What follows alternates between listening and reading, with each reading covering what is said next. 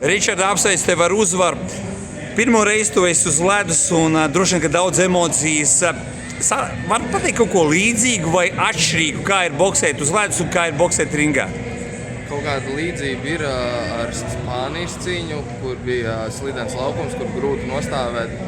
Noteikti šeit bija tas pats, ka tu jūties nestabils un tu nevari iesist tā, kā tu gribētu.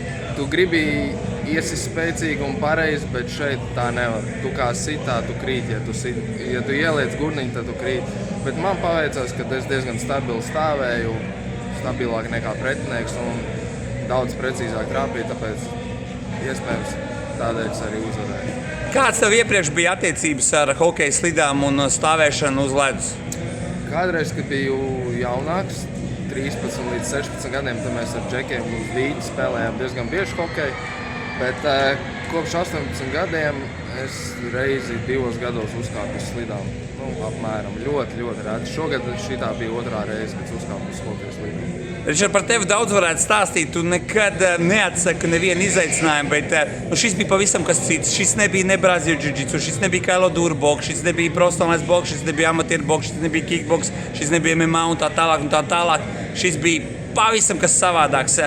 Ilgi domāju, vai atkal kā parasti aiziet, gribu mēģināt? Es pamanīju video, kad Nikita bija ielicis, ka būs kaut kādas cīņas uz ledus. Es viņam uzreiz uzstīju, klausies, vecīt, es gribu pamēģināt. Viņš saka, nav problēma, tu māks lidot, saka, kaut ko jau proti. Un tā arī aizgāja. Bet kopumā par šo aizvadīto maču bija plānojis, ka viss beigsies tieši tā, kā beidzās, vai līdz galam nevarēja saprast, kāds būs iznākums? Līdz galam nevarēju saprast, kāds būs iznākums. Es nedomāju, ka tā minūte tik ātri paies, jo man liekas, ka ilgākais laiks, kas bija, mēs cēlāmies augšā un tiesneši šķīra mūs. Tur ļoti maz mēs sitām. Man liekas, vairāk iesvīd valkot visu to tērpu nekā cīņas laikā. Bet kāds bija emocijas, kad tu arēnā? Arēna diezgan pilna ir, kad nosauc tavu vārdu un cilvēki, manuprāt, visi bļāva. Tas bija tā kā parasti cīņās, vai te bija tomēr tās sajūtas bija nedaudz atšķirīgas? Savādākas balsis. Hokeja fani tomēr ir hokeja fani un cīņas sporta fani ir cīņas sporta fani. Bet atbalsts bija jūtams, skaļš, slēgt dzirdēja savu vārdu. Un arī pēc cīņas ļoti daudz, godīgi sakot, man pirmo reizi tik daudz sita 5. Ļoti daudz cilvēki stiepa rokas, bļāva, iedod 5 un vēl. Tā kā paldies Hype 3x3, kad deva man iespēju pacīnīties šeit. Bet ja būs vēl viena iespēja, vēl viens piedāvājums, piekritīsi? Jā, bet es gribētu varbūt bišķiņ ilgāk. Es esmu arī atvērts piedāvājumiem kādā hokeja komandā, kā Cīkstons, kurš iet kauties NHL-ā. Bet tev drīzumā ir paredzēta cīņa Breivā, otrā cīņa. Kā tai notiek gatavošanās? Es tagad ļoti cītīgi metu svaru nost.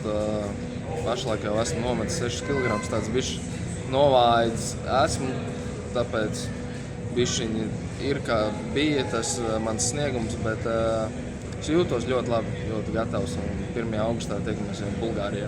Kā treneris neiebilda tev šādam izaicinājumam? Tomēr šeit pastāvēja risks, ka var savainoties. Treneris uzzināja tikai 3 dienas pirms šī pasākuma. Viņš saka, tu man vari vismaz par vienām sacensībām pateikt, kad tev būs. Jo par Liepāju viņš arī tikai uzzināja no sociāliem tīkliem. Es vienkārši visur piesakos, jo man gribās būt aktīvam un es vienkārši gribu cīnīties kaut kur. Lai tev izdodas arī visur pārējie, kur tu piesakies, gūt panākumu.